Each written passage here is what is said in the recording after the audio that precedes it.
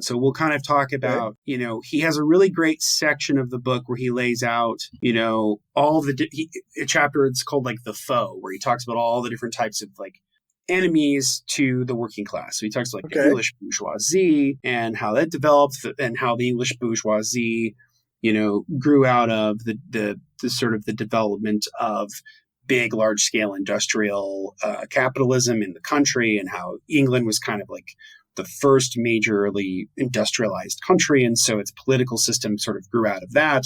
And so the sort of petty bourgeois shop owners, a la like the butcher, the baker, the candlestick maker, right, the Adam Smith stuff, would eventually develop into the big, big classes. And they were often at odds with the landowning elite, and the landowning elite would eventually lost out to the capitalists. Same with the French. Like the French, their development of their ruling class, their bourgeoisie was very different. It was much more tied to the land.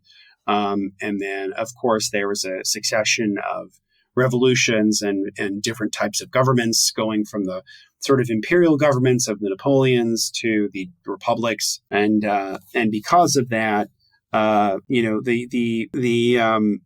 French kind of developed out of those weird exigencies of the French Revolution, and how the French Revolution would devolve into Napoleon. And so it's the continued concentration of power rather than a more democratizing force. There's a section about the German bourgeoisie and how it developed, and how, again, Germany was very different, because Germany wasn't really a solidified country until the 1870s after the Franco-Prussian War, right, when Prussia defeated France, and then under Bismarck, Germany was solidified into a single country. Before then, it was just like kind of a bunch of little fiefdoms.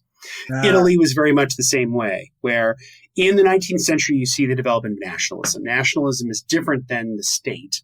The nation is a different thing from the state.